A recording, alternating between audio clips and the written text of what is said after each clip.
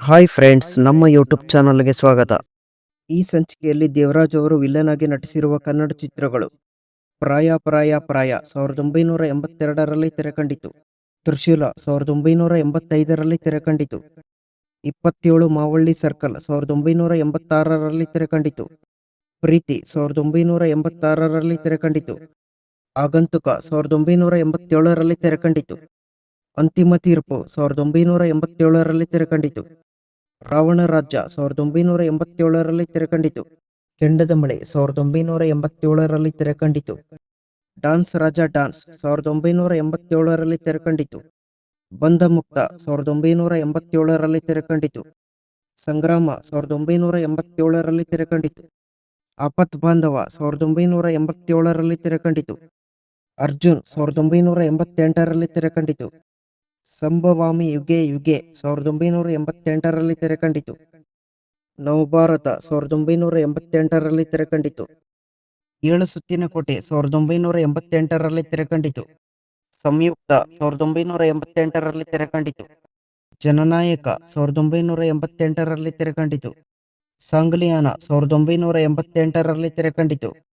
ಅಂಜದ ಗಂಡು 1988ರಲ್ಲಿ ತೆರೆಕಂಡಿತು. ರಾಮಣ್ಣ ಶಮಣ್ಣ 1988ರಲ್ಲಿ ತೆರೆಕಂಡಿತು. ಕೃಷ್ಣ ರುಕ್ಮಿಣಿ 1988ರಲ್ಲಿ ತೆರೆಕಂಡಿತು. ದಾದಾ 1988ರಲ್ಲಿ ತೆರೆಕಂಡಿತು. ನೀನನ್ನ ದೈವ 1988ರಲ್ಲಿ ತೆರೆಕಂಡಿತು. ಯುದ್ಧಕಾಂಡ 1989ರಲ್ಲಿ ತೆರೆಕಂಡಿತು. ತರ್ಕ 1989ರಲ್ಲಿ ತೆರೆಕಂಡಿತು.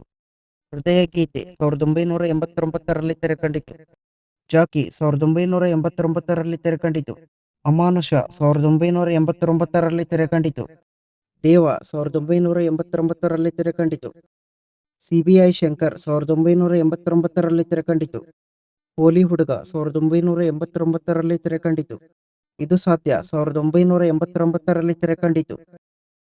ನಮ್ಮೂರ ಹಮ್ಮೀರ 1990ರಲ್ಲಿ ತೆರೆಕಂಡಿತು. ರಣಬೇರಿ 1990ರಲ್ಲಿ ತೆರೆಕಂಡಿತು. ಎಸ್ಪಿ ಸಾಂಗ್ಲಿಯಾನ ಭಾಗ 2 1990ರಲ್ಲಿ ತೆರೆಕಂಡಿತು. ಬಣ್ಣದ ಗೆಜ್ಜೆ 1990ರಲ್ಲಿ ತೆರೆಕಂಡಿತು. ಪ್ರತಾಪ್ 1990ರಲ್ಲಿ ತೆರೆಕಂಡಿತು.